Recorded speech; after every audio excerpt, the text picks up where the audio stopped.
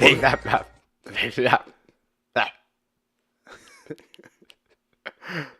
that's how we're starting the show. That's Mike. Wait, that is how we're gonna keep that? Let's do fuck it. We'll do it live. Yeah. Well, this is the Creatively Challenged podcast for Monday, April 30th, 2018. I want to keep it so bad. And Mike already started the show. That's Mike Stuglis. I'm Danny Stewart of the Creatively Challenged podcast. Mike, how are you today? We screw up that intro so much. Well, we're just rambling things together every week. I kind of like that because it just gets all the It shakes us up a little bit. Stupid shit out immediately. Yeah. Well, not all of it. Well, yeah. We've got some stupid shit saved for all occasions. Yeah. But, what did you intro us, like what we are and that yet? I'm kind of lost. I was gonna hear how you were first. I'm good. Yeah. I'm tired. Yeah. So that's... Oh, although I really already want to go back and see Infinity War. I think I might go tomorrow. I was gonna go Tomorrow like night, Tuesday, maybe. depending on how my homework looks like. Yeah. Because finals are coming up. Got some papers I have to write. One of the papers I have to write is about Empire Strikes Back. That shouldn't be too bad, but it's still like, a paper. I have to take it seriously, sit down and do it. So, Of course. It's whatever. Mm-hmm. I wish I could write a paper on this movie, but that'd be spoilers. It would be. And I wouldn't be able to pause the movie and like analyze scenes. Not yet. Right. Infinity War is great. We're going to get to that later. But here at Creatively Challenged, we're your movie review podcast if you're uninitiated. I mean, this is episode 61 of our show.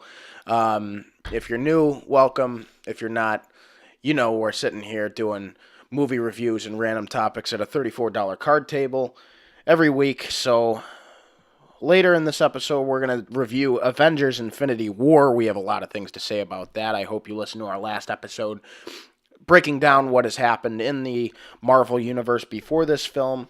And if not, go ahead and do that before you go and see this amazing movie. But we'll get into that later. For right now, let's roll into the news. So the first topic, we got a couple of topics here.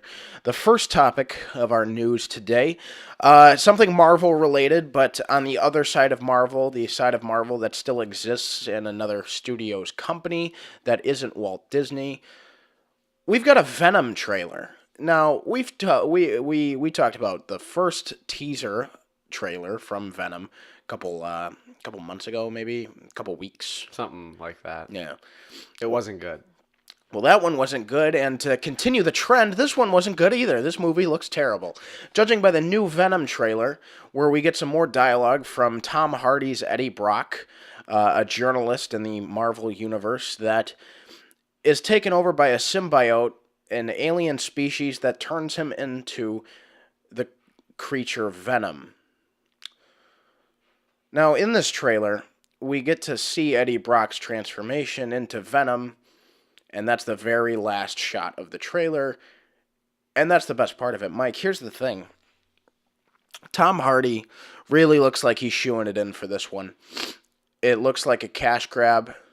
Even though he's like been to Comic Cons and is promising fans that it'll be good, this movie does not look good. And there are a lot of like comic book sides of things that makes this not look good. I mean, just in the story of Venom that I already don't like about this movie, because Spider-Man, it just isn't involved, and Spider-Man has to be Venom exists because of Spider-Man. Exactly. So there are a lot of things there that I'm pissed about, but as a moviegoer, I can't be pissed about those things. But just overall, I mean, Tom Hardy just doesn't seem believable in this role at all. And for how great of an actor he is, like, it just doesn't seem like the right fit almost. He's not a journalist. Mm-mm. I mean, the character Eddie Brock is a journalist, but Tom Hardy that's like the last thing I'd buy him as. Yeah. There's a million other things he could play in a journalist. Well, I'm sure he could play it, but it's just not believable. And the director of this movie previously did Zombieland, which is a fantastic movie. Yeah. It's a dark comedy. And he looks like he's going with the same tone for this movie. But Tom Hardy isn't really a comedic actor. He has funny one-liners in Inception, but like they look like they're going for like a funny split personalities thing, and that's what I hated about the trailers. Yeah. It didn't look like it's working. Where he's like has this like super corny evil voice talking to him. I'm like, it doesn't look like it's gonna work. I will say there is still potential. One, because the suit looks cool, and we don't know. We don't know. It's just a trailer. And the whole thing when he becomes Venom, that whole chase segment of him on the motorcycle, that looks like it's all one sequence. So it's totally possible that there's a bunch of movie after it and it's all really good after that. But other than that, the plot right now looks really generic, especially with Riz Ahmed. He looks like the typical bad guy of, I'm researching things because I want to advance society. Oh no, it's like he wants to find the next being or something to like combine the symbiote and human. Like that doesn't make any And here's the other thing about Riz Ahmed's character. You know he's the bad character because Tom Hardy, in his investigative reporting skills, tells Michelle Williams, who Eddie Brock is dating in this movie, he goes, "You're working for a bad person." And really, the audio for this trailer is cut terribly too. It sounds like none of the dialogue, all the dialogue is like mashed from different sentences. Yeah, like Tom Hardy's asking Riz Ahmed a question, and he's just like, "So you're testing on humans?" It's like sounds like it just got randomly chopped and cut together. Yeah. It just, oh man, doesn't look good.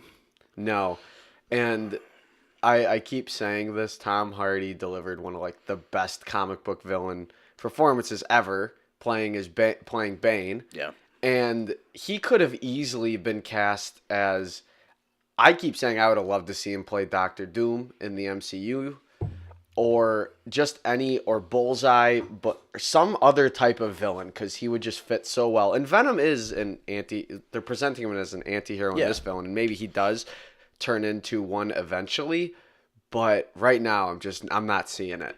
I hope we're proven wrong, because I love Tom Hardy, and the cast for this movie is good, but it just looks corny. That's the one word that keeps coming to my head. Just looks corny. And I mean, some Marvel movies like Ant-Man and a lot of the Avengers films, like they do corny comedy well, to where it doesn't feel corny, but it's still corny comedy. And since this is a Sony Marvel movie and they're trying to hold on to whatever Spider-Man property they have left, even though they don't have the titular character, they're trying to make it more like a Marvel Avengers Disney movie. Yeah. And they shouldn't do that because that's not who they are. But to try and make all the Marvel movies and characters relatable, they're trying to make this Venom movie like a comedy action Avengers wannabe movie, and I just from 2 trailers so far, it looks like it's going to fail at doing that. There's a rumor of Tom Holland being around set or something.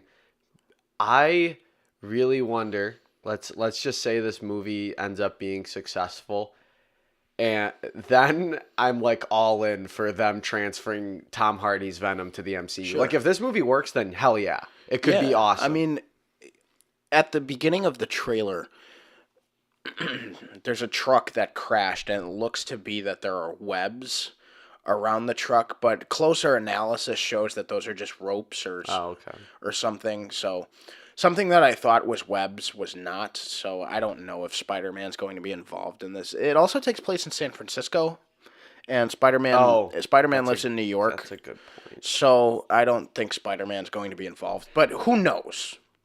Who knows? We don't. So we'll just have to wait and see. You'd never want to judge a movie by its trailer, whether the trailer's good or bad. You never want to judge the whole movie off of a good or bad trailer. No, and all this is speculation. Right. But, I mean, as of right now, the poorly cut together Venom, as well as the scenes that we get of Tom Hardy, who's a great actor, this Venom movie does not look good. No, but again, we'll see. Comes out in October. Yeah. Whew. Next one's Deadpool. I'm more excited for that. Yeah. Deadpool's a couple weeks away. Our second and last piece of news this week, because there just wasn't a whole lot of news this week, is about the John Wick Chapter 3 synopsis. And if you haven't seen the first two, I highly suggest you do. Considering we've referenced spoiler warning. Yeah, we've referenced John Wick a ton last week when we were talking about the hospital thing. Yeah. The Jodie Foster movie. Mm-hmm. Yeah. So in an interview with Collider, they revealed the synopsis for John Wick Chapter 3, and it is about John Wick is on the run for 2 reasons. He's being hunted for a global $14 million open contract on his life and for breaking a central rule, taking a life on Continental Hotel grounds. And for those of you who don't remember what that is, it's when he shot the Spanish guy in the fucking head at the end of, and he got excommunicadoed. That's what happened. The victim was a member of the high table who ordered the open contract. John should have already been executed, except the Continental's manager, Winston, has given him a 1-hour grace period before he's excommunicado, membership revoked, banned from all services, and cut off from other members. And this is where it gets interesting. John uses the service industry to stay alive as he fights and kills his way out of New York City. All of that preamble we already knew, but the service industry thing sounds exactly what this John Wick series is all about. Yeah. And that's just hiding in plain sight. Now, the way John Wick Chapter 2 ended was awesome. Those 2 movies are great. If you haven't seen them, go watch them. But we knew John was going to be on the run. But now we see he has a lot of allies. I mean, the fact that he was allied with Winston is the only reason he's getting an hour grace period. Yes. Because Winston proved to him that he could have died very quickly at the end of John Wick Chapter 2. But out of respect, he let him live. Yeah. Do you think in this third film, like, some of John's old allies will, like, help him out with weapons, or do you think everybody's against him? I think he's gonna get some help. What? I'm trying to think though. Remember the car guy? It's gonna take place. Yeah, I think Lawrence Fishburne will be back. He was a bit. I kind of wish he was in Chapter 2 more, but I think they were hinting at him being a bigger role. Yeah, he's like the king of the hobos, so I think he'll be an underground help. And what was the car guy? Yeah, John Leguizamo will be back. He's very cool. And I'm trying to think of if there's one more. Off the top of my head, I'm struggling. Common will probably be back. Yeah, Common. That's what I was thinking of. He'll probably be back. But he wasn't an ally. They fought each other. But they kind of like made amends at the end because John was like, "Don't remove that knife because you will die." Yeah. So I think he might help him out. But yeah, John's definitely going to get help from allies in this movie. And it's going to be cool to see the service industry being used. Just another wacky thing that makes these movies awesome. It's like maybe like an Equalizer type thing where John's, instead of using guns and stuff like that, he's using like power tools. Yeah, he used a pencil in the last one. Yeah. That could be cool. I mean, just throwing up the plot, because this was definitely a shakeup, and the fact that these stories are so like in depth and they're self-aware of their own universe and they know the rules. I think the filmmakers of this whole John Wick franchise knows what they're doing, and this third one will be just as good as the other 2, if not better. So. Yeah, and this comes out in 2019. So I'm assuming that they'll probably wrap the John Wick movies and then start on the TV show. And I think the TV show sounds awesome. I really do. That's so cool that they're expanding this and they're doing it like Game of Thrones-esque with so many different storylines. And they just created such a rich world out of... Really, when the first John Wick came out, I remember seeing the trailer and I'm like, that looks fucking terrible. Yeah. Because I'm like Keanu Reeves in an action movie. Or yeah. It just didn't look good. And I was so wrong. John Wick has brought Keanu Reeves back. I mean, 100%. His character, John Wick, is the final skin you unlock in Fortnite now. Like, John Wick is the epitome of Fortnite skill in Fortnite's current online season. So clearly the movie has had an effect on a lot of people. And John Wick is just an ultimate badass. Oh, yeah. So... It's gonna be good. We'll have some. I'm assuming more news coming forward on future casting and stuff like that. But right now they just revealed the synopsis, and I think they're gonna probably start shooting soon. So Yeah. it's gonna be dope.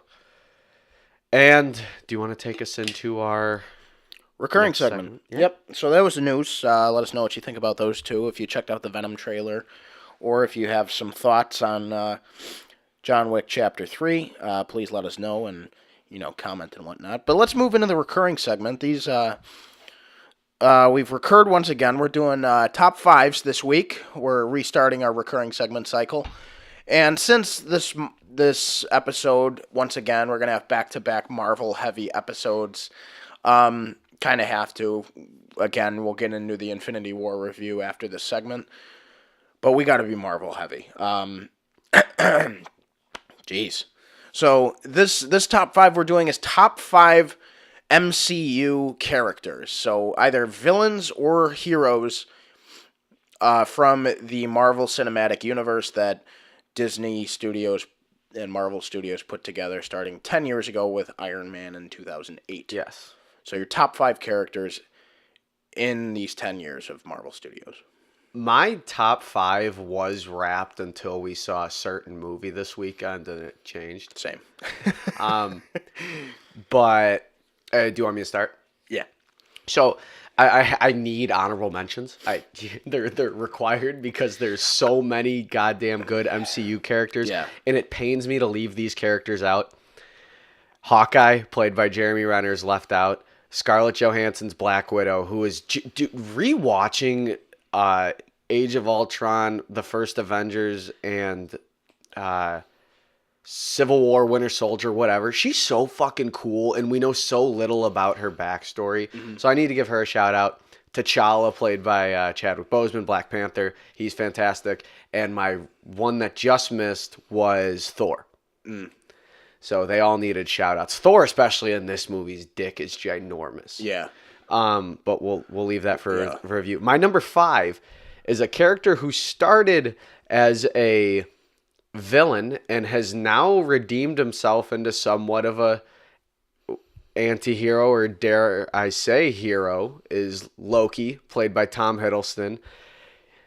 Regardless of what people say about the first Thor movie and Thor: The Dark World, Tom Hiddleston made both those movies watchable because he's so charismatic on screen. Mm-hmm. Before Killmonger, he was the best MCU villain. He's always scheming, he's always after something, and he's so likable but so disgusting at the same time. And by the end of Thor Ragnarok, Loki's a good guy. Yeah. So, yeah, he's my number 5 because his arc is pretty outstanding. And he also has great chemistry with whoever he's on screen with. Yeah. Mainly him and Chris Hemsworth, but there's a lot of actors. And Tom Hiddleston has done so much with that character. I mean, those two, they have this incredible brother dynamic. And even though Loki's done some scheming, horrible bad shit plans and even almost brought the world to destruction in the first Avengers, like, Thor still calls him brother, and I think that's great. Their dynamic has really grown since the first Thor in 2009. So that's awesome. Mm-hmm. And he made those reindeer antlers awesome. Yeah, right? I mean, those were a stupid comic book, like, helmet thing, and I like that they brought that element to the films because a lot of, like, the older looking designs of characters from comic books just look really stupid if they were brought into, like, the modern day, like, comic book movie. But Loki pulled it off, and that's great. Yes. 100%. They even brought out one of my favorite lines in the MCU so far from the first Avengers is Tony Stark flying into Germany to help out Cap capture Loki, and he goes, "Make a move, reindeer games." Yeah. Yeah. And he puts his hands up and he goes, "Smart move." Yeah. All right, is that it for Loki for you? Yeah, that was my number 5. All right. Like, I mean, there's so many. There are so many good ones. There's ones I didn't even mention that I feel horrible for not mentioning. And I'd say, like, if I struggled, I struggled. I'd say Black Widow, Doctor Strange, Ooh, Thor, and Loki are probably the 4 that could have missed. made it Yeah. onto this list, and they just missed it. But I mean, I enjoy a lot more than that. But yeah, Black Widow, Strange, Thor, and Loki didn't make my top 5, but Strange they were right there. Strange could in the future. Yeah. I mean, his role in Infinity War really helped him make my really close mentions. I mean, I love the Doctor Strange movie, but like his role in Infinity War is great. And even his cameo in Thor Ragnarok, he's a great character. But my number 5 is a brand new character. Well, in terms of development and everything like that, my number 5 is Thanos. I want to save as much of this conversation for our movie review as possible. But let me say this. He jumped over... In this past year, we've had, like, minus Loki, we've had the best MCU villains... For sure. Within the last 10 years of the MCU. In Hela and Ego and Vulture. Thanos is now the best Marvel villain, and I'll get more into it in the review when we talk about Thanos. I mean, for someone they introduced in 2012 in a post-credit scene, the way they built him up, and now in Infinity War, the way they have now turned him into the main character, the main villain. He's not just the I want to destroy the world because I'm a bad guy. There's so much depth to this character, and we saw that in Infinity War, and he is a huge reason why Infinity War is amazing. But I'll get more into Thanos in our review of Infinity War, but Thanos is my number 5 for favorite MCU characters. You know, I'm gonna take. People are probably gonna be like, "Oh, you're fanboying out." And No. no. Like, no. I'm speaking in terms of what I'm about to say. Oh. This is another instance where I think motion capture is heavily, heavily overlooked because, as we've seen with Andy Serkis time and again playing Caesar, Gollum, or we've had a ton of great motion capture performances. They're going to be constantly overlooked by the Academy Awards. And I don't care what anyone says. Like, Josh Brolin deserves a look. Yeah. Because he shows a lot of sides of a character in this movie. He's not just, I'm going to destroy the world. He is a fully realized character. So, I mean, but he's going to appear on my list at some point. Yeah. So, but yeah, great pick. My number 4 is Steve Rogers, Captain America. I mean, come on. He's been through thick and thin. He's the leader of the Avengers. He's not only just a great representation for humanity, but they also find ways to make him flawed, especially in Civil War when he chooses his best friend over the world. Mm-hmm. But you further understand him, and I just think that he has been him and Tony Stark have been the bedrock of Marvel forever, and they're not where they're at if it's not for Captain America. He's such a badass, and he's everything you want in a leader. And I just think he's not only a great character, but just a good role model. Yeah. My number 4 is Sam Wilson, Falcon. Yeah. So this one would probably be a surprising one, and I was even surprised myself. But when I was thinking about my favorite characters, honestly, Anthony Mackie's portrayal of Falcon has grown into one of my favorite superheroes. And he's only been a side character, and that's what he'll continue to be. But when he first came in Captain America Winter Soldier, which is now my second favorite Marvel movie, he is such a great dynamic to it because he's got the human aspect. Him and Cap are fought in wars 50 years apart, 60 years apart, but they understand each other. Yeah. They're at the same level. And when Falcon's first introduced, like he cracks great one-liners, but like he becomes such a great ally for the Avengers and Cap. And by the time in he makes a cameo in Ant-Man, and he's great in that, and like Ant-Man and him fight at the Avengers facility, and he's great. And then in Civil War, like Falcon's put to another level. Like there's depth to him. He's one of the main characters in that movie, and he's definitely one of the main characters. Like him and Rhodey have this kind of thing going on, and he's the one who talks to Tony at the end of that movie to let him know where Cap is. Yeah. So, and then in this movie, Infinity War, like, despite all of the characters that are on screen, I mean, everybody gets screen time, but everybody also gets limited screen time because they have to give a majority of the screen time to Thanos. I'm rooting for Falcon in a lot of those scenes, Like, I think just the way he's written and the way he's portrayed by Anthony Mackie, he's turned into one of my favorite characters. Obviously jumps into my top 5. I just love Falcon. Yeah, him or Rhodey are the biggest bros in the MCU. Yeah. They're not the main guys, but they're so goddamn reliable. Well, and I think Falcon isn't Falcon without Anthony Mackie, and the way he like conducts himself, like in his interviews and everything like that, just everything to do with Marvel. He's so in love with the character and so in love with the fans and everything like that. He's great.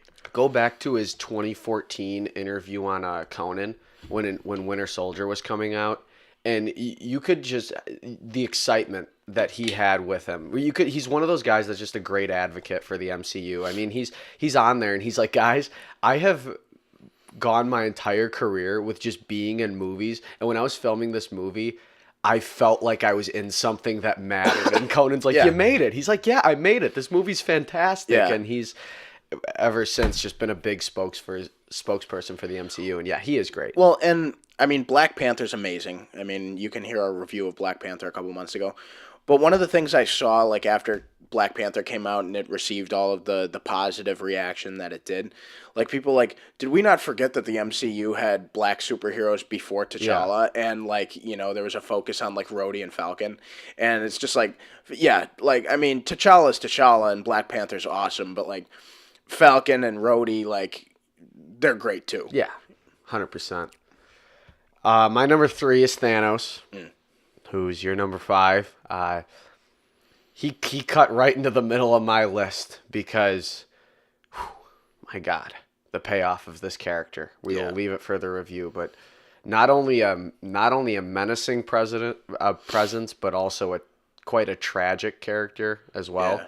And yeah, my God, so we already talked, and we're gonna keep talking about him because it's his movie. Yeah. All right, my number 3 is Captain America, Steve Rogers.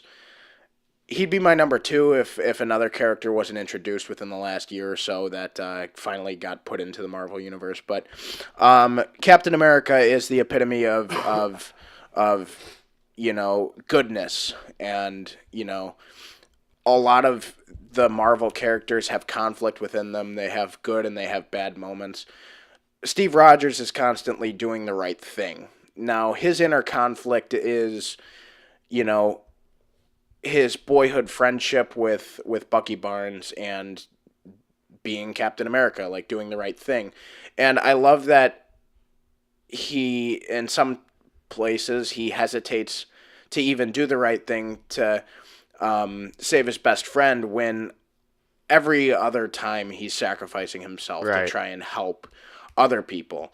And in 3 solo movies, and being like the main character of the Avengers movies, like Steve Rogers has been an amazing character. You see his trials and tribulations. We've seen the beginning of him, and his story is just so great because he stayed the same. And Chris Evans' portrayal of him is so consistent. It gave the character life.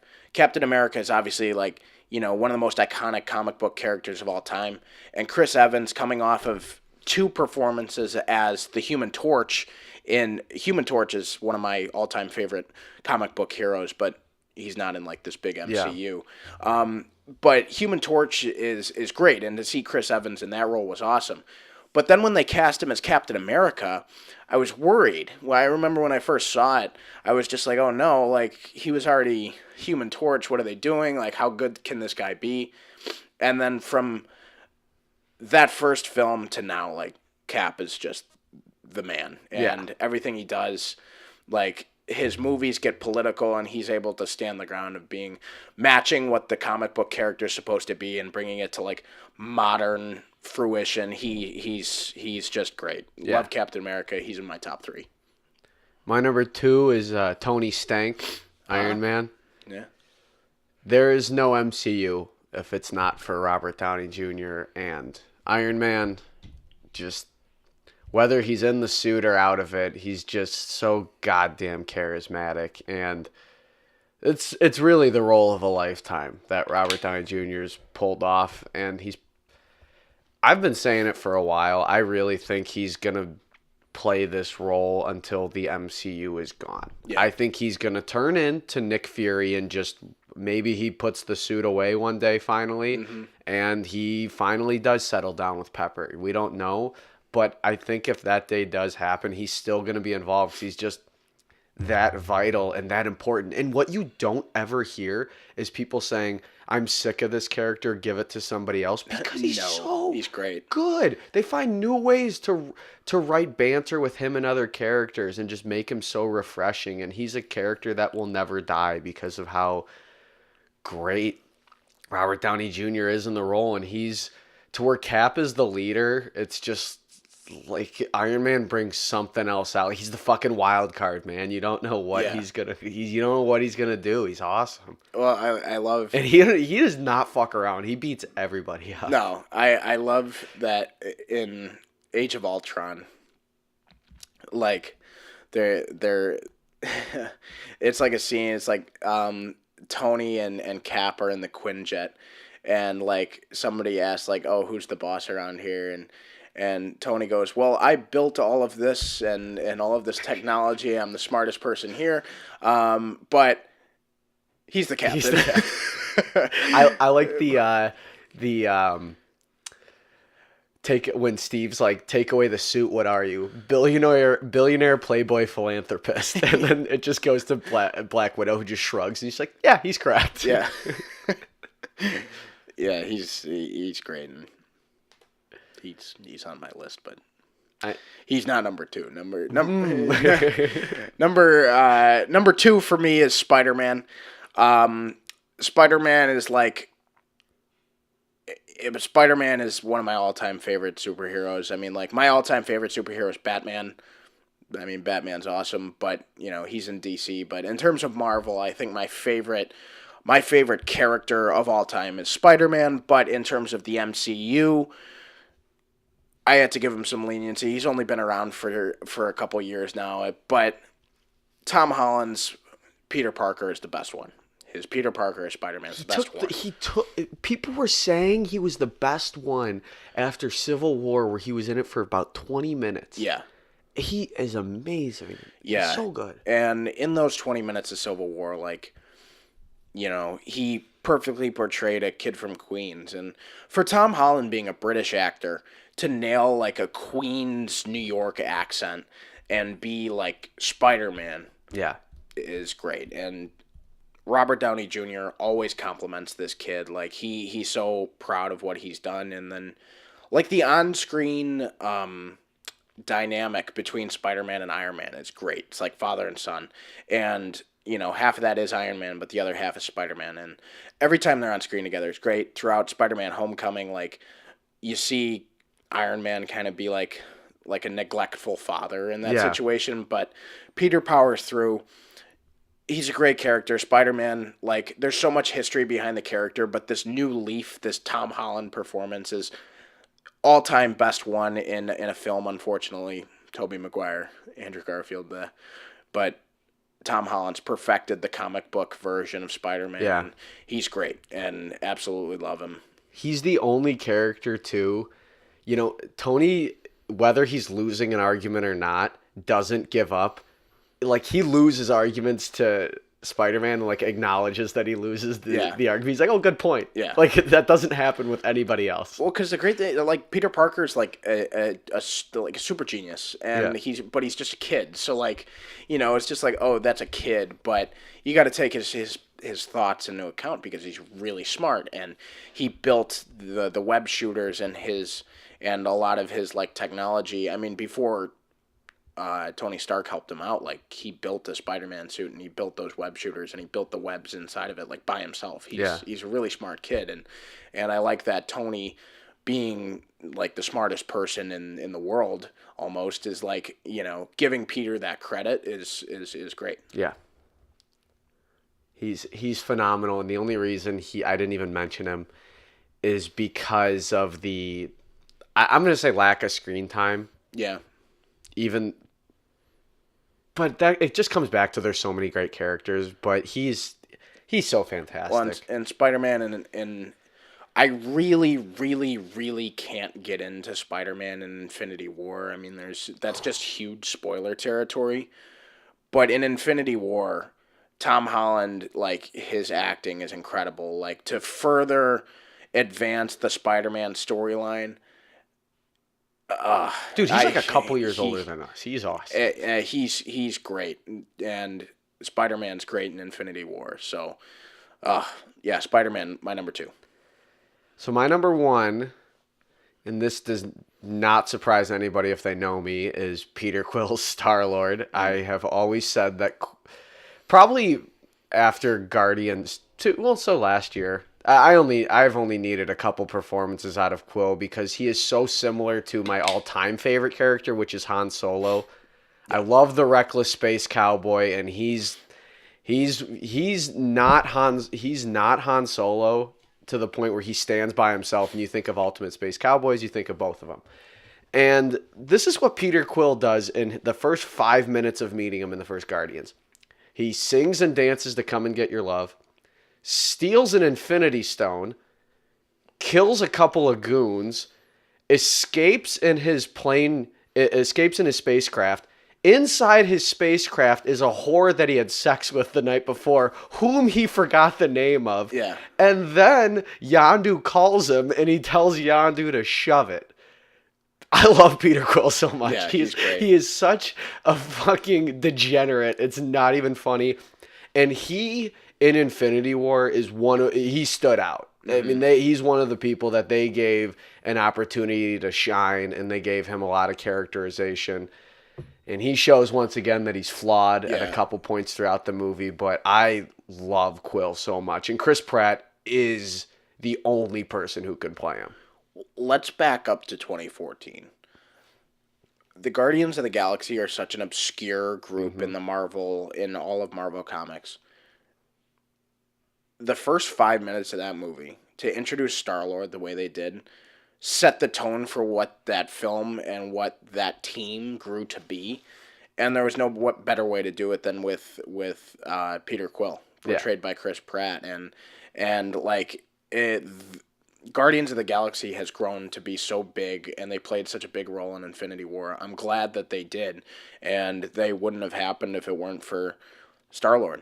Yeah, he's a great character. Yeah, he not only is just like funny and quirky and is a good shit talker, like they also prove multiple times that he's like a fearless warrior as well, and he like holds his own. Like he's like him and Rocket joke about who's the leader of the Guardians. Like Quill is the leader. He's a natural leader. He's the man, and I just love everything about that character. Mm-hmm. Yeah, and some of the banter between him and Iron Man and Spider-Man and Doctor Strange is great. It's real good. Yeah, in Infinity War, he definitely stands out in Infinity War, and he has some great parts. All right, my number 1, kind of like you with a no surprise, but Iron Man. And we already talked about Iron Man a little bit, but I mean, like, I love this character so much, and 10 years ago when this whole thing started, you've got Robert Downey Jr. as Iron Man. And for someone who struggled in their career, like off the screen, big time, Robert Downey Jr. struggled. And this role brought him back, and now he's going to go down in like Hollywood history as like one of the most loved people ever. Oh, yeah. Because he's taken this on, and he's been the face of this Marvel universe for the last 10 years, and I want him to continue to be. The way he's been to fans, the way he does the roles, the way he does his cameos, it's great. Everybody loves this guy, and he brings that to the screen. Anytime Iron Man's on screen, it's life. There's charisma, there's jokes, there's quick wit, there's so much to Iron Man. He's such a complex character, and Robert Downey Jr. is just the epitome of MCU heroes, and he's got a huge role in Infinity War.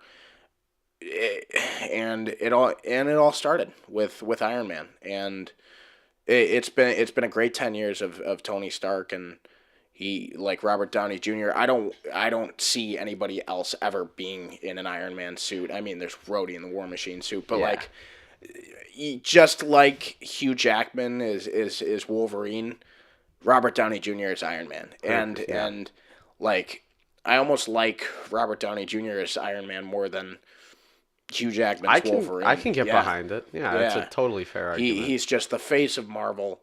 He's great. Love Robert Downey Jr. Everything he's done. There wouldn't be an MCU without Iron Man, so he's my number one. My favorite Avenger. The interaction between him and a particular character at the end of Infinity War sent chills down my spine, and I was just like, my God.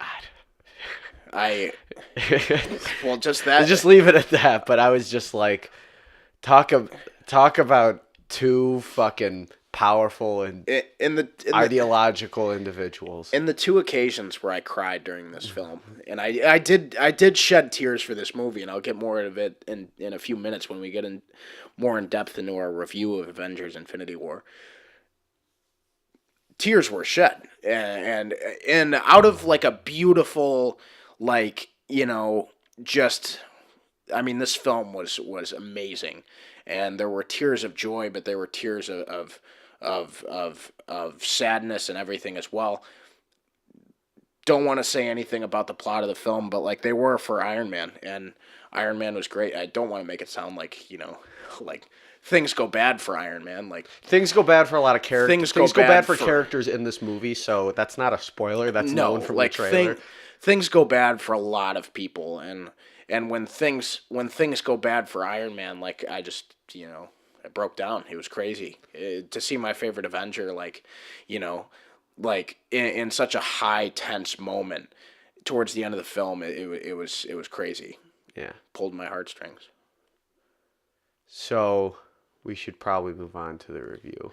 Yeah, so that was our top 5 Marvel Cinematic Universe characters. If you want to let us know who your top 5 MCU characters are within the last 10 years of Marvel, Disney Studios, and this whole Avengers universe, let us know in the... Jesus, coffee burp.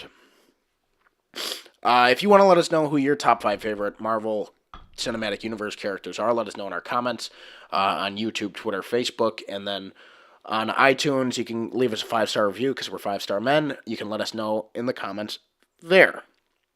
But let's move on from a Marvel topic to another Marvel topic. Let's get into our review of Avengers. I can read it off. Infinity War. I've got it. I just closed out of it on my phone. All right, so Avengers: Infinity War. This film is directed by the Russo brothers, Anthony and Joe, right? Yeah. Anthony and Joe Russo.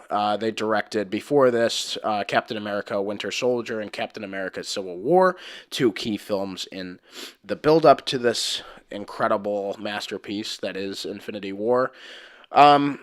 So the film goes, the Avengers and their allies must be willing to sacrifice all in an attempt to defeat the powerful Titan Thanos before his blitz of devastation and ruin puts an end to the universe.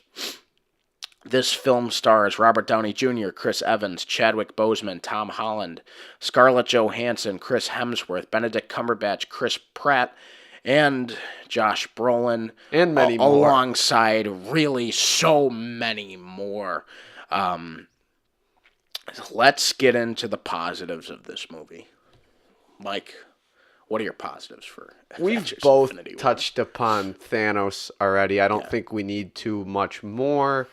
He is the definitive villain for the MCU to the point where it's like they probably won't reach these heights again. Because I'm hearing, I think, a couple of unfair criticisms about this movie where people are saying, well, this movie is, one, they say it's very long, but two, it's Thanos centric in that way you get less focus on the Avengers.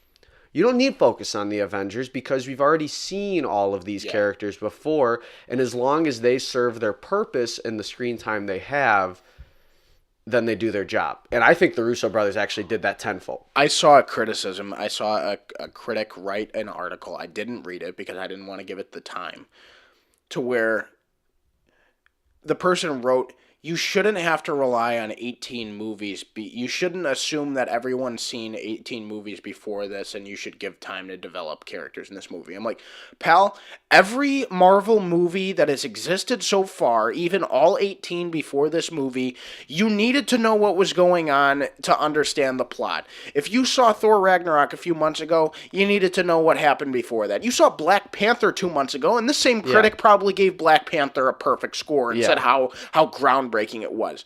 You needed to know what happened in all the Marvel movies before Black Panther to understand that story. Yeah. So 100%. So that's where I stand. Is this movie was very Lord of the Rings-esque with how it told its story, but that's in a good way because this movie is an epic as is Lord of the Rings is, and all its stories are so necessary. And I think that's a point that some people are missing because it's just it was all needed because you don't want the same interactions between just the Guardians. They split the Guardians up with a couple different characters, and it works really well because that's what the Avengers is for. It's meant to see all these characters from different movies blend together. I thought that was done perfectly. Yeah. Back to Thanos. Thanos is 100% an antagonist because of what he wants to do and how awful it is and how radical his thinking is.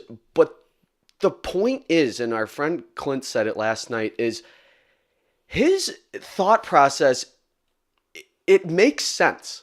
It 110% makes sense. And he's not a kill hungry person who's just after power. That's not it. He's a liberator.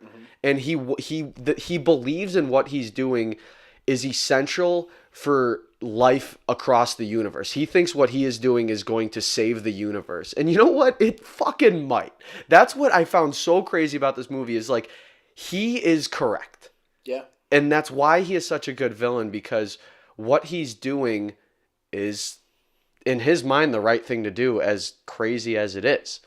So how they pulled that off, because my one thing I was a little hesitant about going into this movie is I knew he was going to be menacing, but I didn't know how tragic of a character he was going to be. And they flush out his backstory, they flush out his family life with Gamora, as they hinted at in Guardians, and that's maybe the best thing about the movie. So on top of all that, you get great comedic moments, and you get the best superhero action of all time. Mm-hmm. It's not even close. Christopher Nolan's Dark Knight movies, as great as they are, they don't have action sequences like this. I mean, Holy fucking shit, to see certain characters fighting Thanos and seeing like what Thanos is doing and seeing the Infinity Gauntlet in action is just, it's amazing how far these Marvel movies have come, and it's just another reminder of what a blessing it is to live in this time and what they can do with technology nowadays, because it's breathtaking. And I can't wait for part 3, and I've had a couple days to stew on it, and I think this is maybe not in terms, I think it's the best Marvel movie.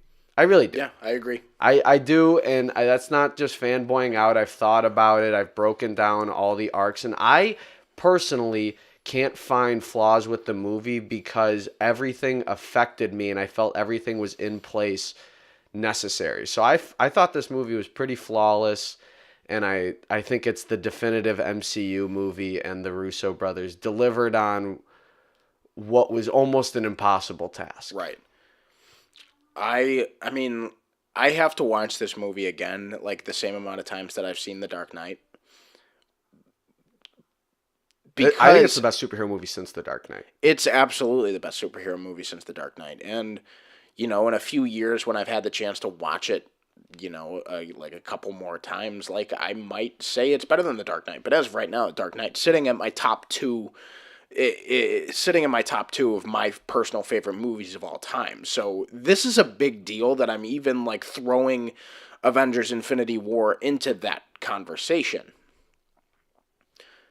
My positives for this movie is literally everything.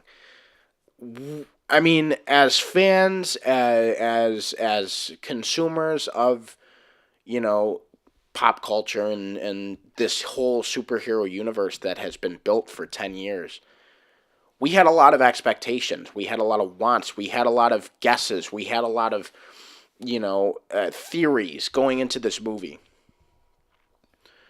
This movie answered some, didn't answer some. It didn't matter. This movie shattered all expectations. And whether my predictions were right or wrong, I did not care because this movie did it perfectly. This movie is a piece of history. Think about how difficult it is to write in as many characters as they did and have it flow and have it be a linear, awesome storyline. Mm-hmm. The Russo brothers just broke history. This is crazy. Like, anybody who's ragging on this movie for having it be too jumping around to different characters, I don't even know where their mind is. Well, that's what a comic book is. Right? That's what a comic book is. You turn the page and you're somewhere else. Yeah. With different characters. And this movie did that perfectly. But not only did they write in those characters, but they wrote in those characters correctly. The Guardians felt like the Guardians. Iron Man felt like Iron Man. Spider-Man felt like Spider-Man. When all these characters had their own movies and they were able to come together, the fact that they were all in the same movie and it felt like they were their characters and they were all fighting for the same goal is astronomically incredible that the Russo brothers were able to do that. This movie is history. The fact that it did it so well is just applause-worthy. It's a beautiful, beautiful film. And I mean, we've already talked about Thanos. I mean, he jumped into my top 5 characters. There's 10 years worth of characters that could have been in the top 5. And this guy... Talk about getting shit done. Right. After being in a couple of post-credit scenes in a few minutes in the first Guardians of the Galaxy, like the fact that he's in the top 5 of my favorite characters. A great villain isn't one that is just, bad, and he's consistently bad. A great villain is one you can sympathize with. A great villain is one you can understand. A great villain matches the heroes and even rises above them for, the ultimate prize. The villain is supposed to challenge the hero and bring out the utmost strength in the hero. And we talk about the greatest movie villains of all time. You think Darth Vader. You can sympathize with Vader. He has conflict within him. You see the Joker. The Joker is fighting for the same thing Batman is. He's just doing it his own way. Yeah. He's just trying to bring the best out in Batman. Thanos is such a colossal character. He's bringing out the best in like 50 superheroes, and other people that are assisting with the Avengers. He's bringing out the best in them. And Josh Brolin's performance, like for him to do that so well, to bring the best out of himself, to make Thanos a sympathetic character. He's not just this menacing evil person. Even though you hate him for what he's doing, because he's the epitome of villain, you understand where he's coming from. You're like, well, shit. He's got a past here, and we see Thanos sheds tears in this movie, similar to myself. Like, Thanos sheds tears in this movie more than once.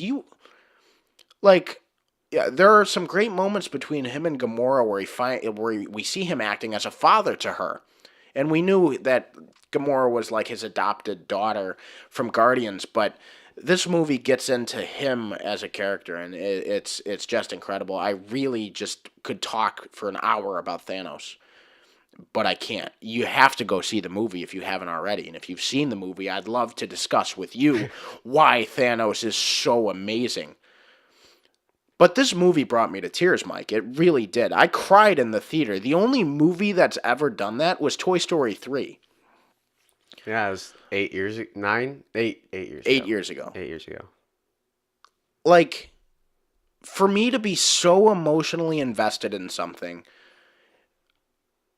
is just, I mean, just to see all my favorite characters and all the other characters that I've grown to love, to see that come to its peak right now, and we don't know whether that peak is going to plateau, fall, or rise. We don't know what the hell is going to happen after this movie, because this movie ends on a cliffhanger. Limbo. Yeah. We don't know what the fuck happened. There's just so much crazy, emotional, sad stuff that happens at the end of this movie. I was driven to tears. For something to bring that much out of me, for me to break tears, this movie is just a beautiful masterpiece. And it, like, I'm not, this isn't a knee jerk. This isn't a knee jerk by me. I know this. After the movie, I've seen several reactions from people, but all of them included like 30 minutes of silence after this movie to think about it. I've had 2 days now. I had that 30 minutes of silence after I saw the movie. I've thought about it. This isn't knee-jerk. This is one of my favorite movies, like, ever. It's certainly the best Marvel movie. Thanos is an incredible villain, and everything about this movie just works. The writing, the heroes, the villain, everything was amazing, and I loved it, and I don't have any negatives. I really don't, because I've read negative reviews of this movie to see if I can agree with them, and I don't agree with any of them. It's just from an ideological standpoint of how the movie's structured. Yeah. To where I think people are faulting this movie where, like, I made the comparison to Lord of the Rings. Lord of the Rings is renowned so greatly because of how many storylines there are and how it juggled and how I saw no difference in how this movie was structured to Lord of the Rings. And I just think nowadays there's just so many haters. And this isn't saying, this movie has great reviews. Yeah. We're acting kind of like it's getting, that's Like, not the case. no, People love it's this movie. not. People love this movie. It's been... It's We now need to make that now clear. close to 200,000 reviews on IMDb, and it's still at a 9.1. Yeah, like, people are loving it. Like, I mean, this is a very select few that are ragging on it. Like, this isn't a divisive movie. 91% of people love this movie if we're going by IMDb standards. Well, it's not 91% of people love it. That's kind of just like... well, think about... What's a rating someone likes the movie? 7? Yeah. 6? So think about it from that stance. Yeah. So mostly everyone's giving it like a 9. 9 or a 10. Yeah. Yeah. And I mean, like, here's the thing.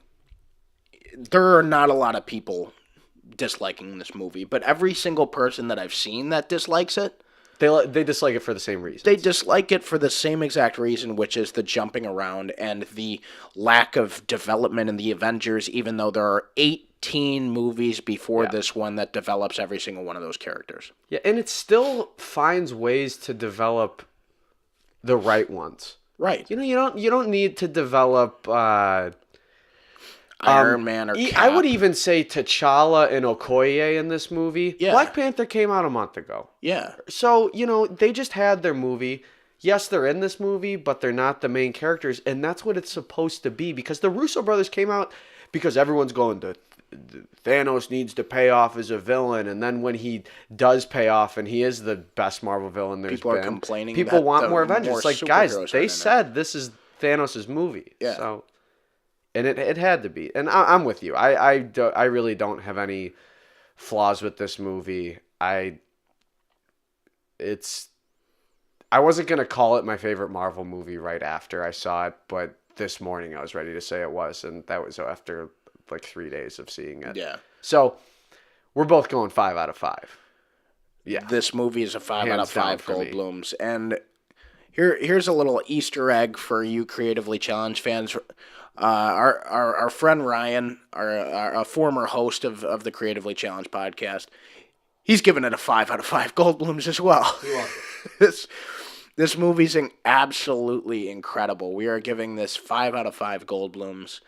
It's a movie experience that has never been done before, and it really came up and stepped up to the plate and knocked it out of the park with everything about it. You know what I would change about the synopsis is where it says Thanos' blitz and devastation would like put an end to the universe. I'd actually put save the universe. Yeah, That's why that's his goal. Yeah. He wants to save the universe, but his definition of saving the universe differs from the Avengers. A lot of people. Yeah. Where would Jeff Goldblum have fit in this movie? Clearly, he's in the Marvel Universe already as the Grand Master. I think he fits in as probably dead at the end of the movie. Leave it at that. Don't want to get too much into that, but understand that Thanos' devastation is present in this movie, and It's possible. It's possible the Grandmaster's gone. Grandmaster probably is dead. So Jeff Goldblum fits into this movie as dead. Yes. So you heard it here, the Creatively Challenged podcast. Dan and myself, we absolutely love this movie, as do fellow nerds alike. Not a single person I have talked to that has seen this movie has disliked it. Everybody has said how great it is, and everyone seems to agree that Thanos is the ultimate big bad in the MCU. Bring it on, Doctor Doom. Right?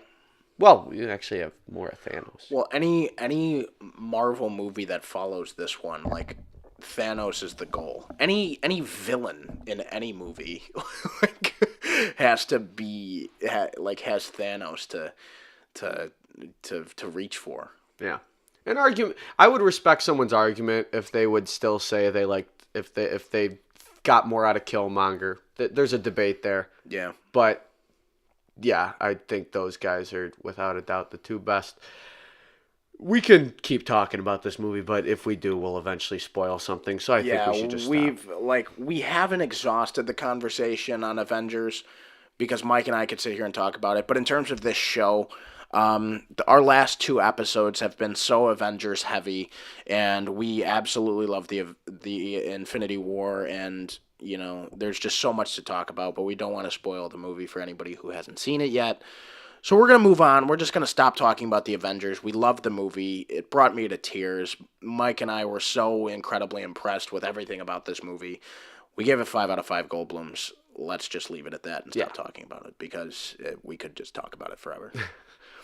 So our main topic has nothing to do with the Avengers because we just wanted to... We beat that horse to death. So we're just going to talk about food because, you know, whenever we run out of ideas for topics on this show, and everyone can relate to it usually goes back to food, and everybody eats food. So we decided right before the show that we were going to talk about like sides and appetizers, and like when those sides turn into or appetizers like turn into meals, or like, you know, your favorite sides, your favorite appetizers. Yeah, so when you're at a restaurant and they have something under the appetizers, but it could be ordered as a meal itself, because I think we've all done that. Did it stop running? No, my charger fell out of my computer. Oh, that's all right. Stand by. That's at 100%. Is that what we're doing? So we're doing like the best appetizers. Yeah, or like sides. Just like, what's your kind of like go-to side? We'll do both. Yeah. My go-to. Well, number one, I don't like when wings are listed under the appetizers. They're a meal. They're a meal. I guess people, I have been in the situation where people get them for appetizers and everyone gets some. But you know what that does? That just makes me want to have a whole plate of wings to myself. So I don't like when they're listed there. But you know what's a great appetizer anywhere you go? Pretzel bites and cheese. Those are killer. Those are absolutely killer. My dad has gotten me like really into the pretzels and cheese. Those are a great appetizer. But I'm starting to get beef like I do with wings being listed under appetizers. Onion rings are a side. Oh yeah, I don't like when they're listed under the appetizer. neither do I. And some people just serve these giant plates of onion rings as appetizers, and like that's all right. And but, I'll get them. Yeah, sure, but it's like just smaller versions of onion rings that come with like a beef sandwich or a hot dog or something like that. Like the onion rings are a side. Yeah. So they're a side, but if I'm going, I guess we'll just talk about like favorite side because that's what I guess it's getting into. Depends on the meal. It really does. If I'm at a bar and grill, onion rings and fries, usually fries. Because the Definitely places onion fries. rings I can mean, suck. I think our very fries like burgers, chicken tenders, something like that. Our very first episode of this show, we had the fry debacle, and we just decided that fries are the best side. Everybody loves fries. Like, but they go with a lot of things. If we're to take those out of the conversation, I really like mashed potatoes as a side, especially if you have a steak. Yeah. That's always a very good side. Well, I was going to talk about the baked potato because I tend to lean towards the mashed They potatoes. have the baked potato, but some people have baked potatoes as a meal. So, like, when does the baked potato turn into a side? Only at the steakhouse? Especially when you start is it always jamming just like fucking cheese, sour cream, and bacon in it. It's like, that's kind of not a side anymore. Yeah, right? But it's just like, I had Texas Roadhouse yesterday, and I had a baked potato as my side, and I didn't eat it all. I had a 12-ounce KC strip steak, and I'm supposed to eat like a salad and a baked potato alongside of that, and then the rolls at Texas Roadhouse. Those things are gross. Talk about a side there. They're That's so a side. unhealthy. Those rolls and the cinnamon butter. Oh my god. But at that point, I got cheese and sour cream in there. Of course. Like, I forgone the bacon bits. Sometimes you get scallions. Yeah. I forewent the bacon bits because I was already getting enough beef. Even though bacon's pork. I was getting enough meat, okay? I was just getting enough meat there. I was eating a fucking steak. All right, but there's like the baked potato there, like that's like a main course if you have all that stuff in there. Like, that's not a side, but they offer it as a side. Like, that's America. We're also in the day and age where salads and soups are being counted as sides. I see them as another appetizer. They're just another. Yeah, they come before the meal. Salads usually. are refreshing. You can get them. A soup before can the be meal. a meal though. I make that. Oh if you get a whole bowl. If you get a small, and if but you a get cup a small is another cup, appetizer. then you I get think. another small appetizer. You're warming yourself up. You're filling your stomach with something. Yeah. But like, some people do get appetizers as sides. Like, some restaurants don't even offer. Like, some restaurants just offer fries as an appetizer rather than a side. Mm-hmm. Like. Well, one of the bars that we go to frequently, like, the thing that I get as a meal a lot there is popcorn chicken. They offer that as a meal, but alongside the popcorn chicken, on the appetizer list is fries. You can't get them together. You have to get them separate. And you have to get them separate. I can't get, like, fries as a side. They just bring me out 2 appetizers, and I'm paying for 2 appetizers as, like, my meal. Yeah. And, like, it's just like popcorn chicken. Yeah, like, that's a shareable thing. But I get it as a meal. Similar to wings. Like, wings are a meal. Like, by themselves, they're so filling. If they're at a restaurant and they're offered as appetizers, like, I'm usually, like, if it takes like 1 order or 2 orders of that appetizer, like, if I'm set on wings, I'm gonna get that as my entree. I like when wings have their own section. To where it's like they're almost at the top, yeah, like how Legends has them. Yeah, so it's not an appetizer, it's not an an entree, like, they're wings, you know? It's like you can go all out on them, you can get a few of them and get something else, Yeah. What I really like is to talk about Texas Roadhouse again, but, like, Outback and Chili's have them, that bloomin' onion. That's good. Like, gives you the farts, but it's good. Yeah, and that's onion rings are a side, but that bloomin' onion is an appetizer because that's a shareable thing. Yes. Everybody's picking at that. They're dipping in the sauce in the middle. It's meant to be a shareable. There's so much out there. Nachos are a good appetizer. Yeah, but nachos can also be a meal. That's a fine line. Yeah, when we got Margs a couple weeks ago, like, I got nachos, but I got chicken nachos and I put jalapenos on there, and I got a plate of nachos by myself. Spanish restaurant or Mexican restaurant. Usually the nachos have their own section and they're not in the appetizers. That's the correct way to do it. If you're at a bar Kinda and like grill, wings. yeah. If you're at a bar and grill though, the nachos belong in the appetizers, Right? Because there's not a huge selection of them. You go to a Mexican restaurant, they have 1,000 different ways you can get it. Right. So, but it belongs in the appetizers at a bar and grill. Yeah, because that's not like a specialty for them. It's a shareable. It's just a bunch of fucking chips and cheese. Yeah. And whatever else you want to put on there. Coleslaw counts as a side. That's a side. In a lot of barbecue restaurants, but if you order coleslaw, you're an asshole. They're starting to put coleslaw like on burgers and stuff. I like slaw, but like give me the choice, It's just like usually if it's at like a barbecue restaurant, I'll double up on fries or I'll, get something else. Like I'll get a corn on the cob and as a side, like and like I forego the slaw. Well, I'll tell you what bothers me when I go to those places. I don't know about those places, just anywhere. And they're like, oh, your whatever comes with fries and coleslaw. Are those sides okay with you? Or no, get any two sides you'd like. I was like, all right, I'll take fries. They're like, what else? I'd be like, oh, like, I don't know, like mashed potatoes. And they're like, oh, going heavy on the starch. It's like, yeah, bring me my fucking food. Yeah. I'm not asking for your judgment. You think I'm going to sit here and eat all that? I'm taking it home. Your job's not to fucking talk about me and my unhealthy eating habits. Ooh, and barbecue restaurants, they have mac and cheese as a side too.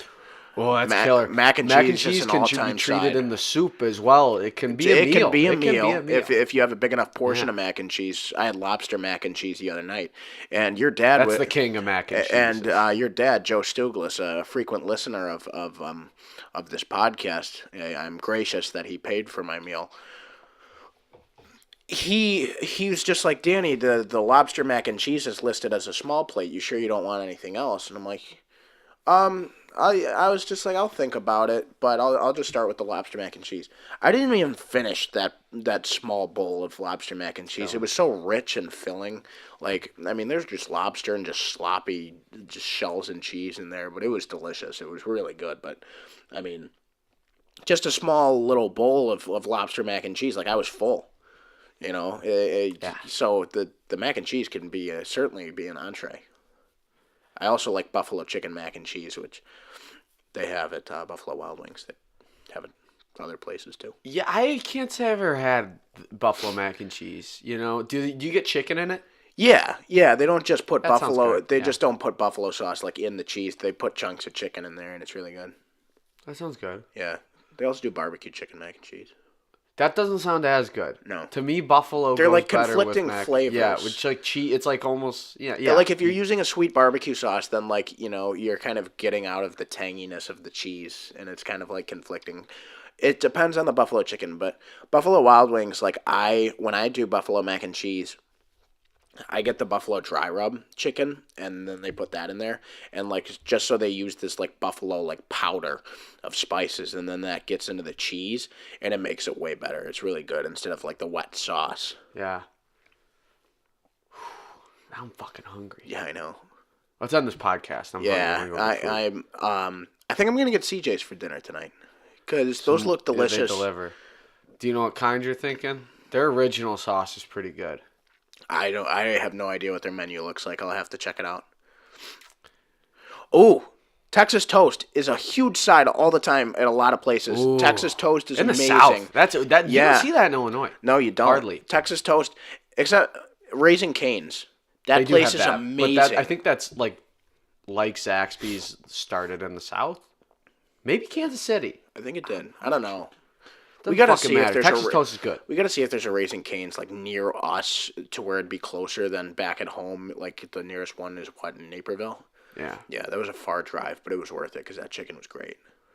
Texas toast is phenomenal. Yeah. And Texas toast always comes like with a lot of stuff. Like sometimes like you don't even see it when you're ordering food, but it's just like included. It's always so like just so refreshing too because you're expecting to like eat the fries or whatever else is on your plate. And you take a bite of the Texas toast and you find yourself just eating that before everything else. Well, yeah, and just a regular toast at breakfast. Like you could do a lot with that. You could have just like eaten a gigantic omelet or a skillet or something like that, like at the end, you realize you haven't touched your toast. Like, there's always room for that toast at the end. Just regular buttered toast is good. I made the mistake this most recent time we got breakfast food. I didn't use my toast because I'm one of the people, actually, if I eat the rest of my food and my toast is there, I usually don't touch it. Mm-hmm. But if I'm proactive, I'll like make a sandwich with the toast and stuff like that. Very versatile. You can put jelly on it. Dude, and you make sausage patty sandwich if you get the sausage Yeah, that's what I was patties saying. instead of the links. That's, Yeah. you could do a lot. Yeah. Hash browns are a great side. Breakfast side. Hash browns are a very good side. That's my favorite breakfast side, definitely. Although breakfast is so weird because everything's a side. You're having a sampler plate. That's what you're doing. Because, I mean, eggs aren't really a side. Unless I think it's an omelet. I'm thinking like the only like breakfast like item that's like an actual like entree is like eggs, because like sausage and bacon are all sides. I mean, They're like sides. unless you Steak get like and eggs is like unless you get like a breakfast sandwich, like breakfast. Whole different ballgame. it is. It's an odd creature. Pancakes are like the dessert. Sometimes pancakes are a side too. Back in like my prime of my football playing and eating career, I'd be getting a gigantic like omelet with pancakes as the side. Like, that disgusts me just thinking about that. But like pancakes can be a side. Well, Clint calls them breakfast dessert. Yeah. And I was like, that's not a fucking thing. No. That's just more breakfast food. Well, it's like a parfait too. People have parfaits for breakfast, Yeah. and it's like, I mean, that's yogurt and fruit and nuts, and it's just like That doesn't interest me. Well, yeah, but I mean, they're good. Yeah. But it's like breakfast dessert. Oranges are like sides at breakfast. Yeah. Breakfast is just... We could have a whole podcast on breakfast sides, because a lot of breakfast is sides. We could just... We're just not even... We're just talking about food at this point. Yeah. So... We were getting in and out of it. That like appetizers. I mean, like, mozzarella sticks are good. Potato skins and... Mozzarella sticks are an appetizer. Some places let you get them as a sides. side. They're way too filling. No. You can't have... You can, but you're not really supposed to have But six. if you were having sticks. like... You have like yeah, two. if you were having like cheese. Italian food for like Olive Garden, like you can get the breadsticks, or you can get like cheese sticks as a side. Well, that's what I love about side salad. That's too. what we're gonna keep going. But that's what I love about Italian food is there's no real sides. It's kind of you just get It's all the shit on there. Just a lot of carbs. Yeah, so fucking good. Hell, a lot of carbs.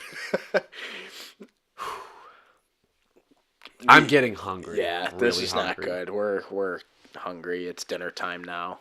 We're recording this podcast late. It's Sunday. You guys are going to hear this podcast in less than 24 hours. Got some editing work to do after this. We got Westworld tonight. Right. Episode 2 Infinity War again this week. Yeah. What fucking movie is this week to begin with? I don't care. I really don't care. I don't. Because guess what? Because all my energy was going into... I might just not see it, whatever it is, unless it's like something I might. May 4th. We'll figure it out. There doesn't seem to be anything huge. Until Deadpool, there's kind of... I think Avengers intentionally placed it here because there wasn't going to be a lot of competition. There's a lull, yeah. So anyway, we'll figure it out. Yeah, you guys will just have to come back and listen. Whatever we'll do, we'll figure out a show. Yeah. All right, do you have any last words before I sign off here? If you have not seen Infinity War because you just haven't seen enough Marvel movies, I implore you to, if you have the time, put the time in to either watch the Marvel movies or listen to our last episode so we can catch you up, because this movie needs to be seen on the big screen. You will not get the same impact of seeing it at home. It'd still be great at home, and I'm sure you'd still love it, but the action sequences in this movie, and even the size of Thanos, just the gravitas of his character and how large he is, you need to see it on the big screen. And so I'm just telling you to get out to the theater and see this movie. Yeah. And we just reviewed that movie and talked about everything that was great about it, and we denied. I won't accept they didn't develop all the Avengers. Yes, they did. You just didn't see the movie. So please listen to our last episode. I won't accept the screen jumping between characters and not giving enough time to certain characters as a valid criticism. But if you see this movie, if you haven't already, please be aware where you're having a conversation about it. If you want to discuss this movie, be careful if you're in the theater, if you're walking out the lobby of the theater. Be careful of spoilers. Mike and I just did this show and we didn't give any spoilers away. I would have been devastated if I knew anything about this movie before I saw it. So would have anybody else. I know it's already been out for a few days and you want to assume that everybody's seen it. Don't assume that everybody's seen it. Be careful if you have this discussion. If you want to have a discussion, say, have you seen this movie yet? And then continue to discuss depending on their answer. Don't spoil this movie. It's such a huge, incredible, plot-twisting, beautiful movie. And if you spoil it for anybody, that's not fair. So be careful when you have conversation about this movie. It's great. Don't spoil it for anybody. All right, but that wraps it up for today.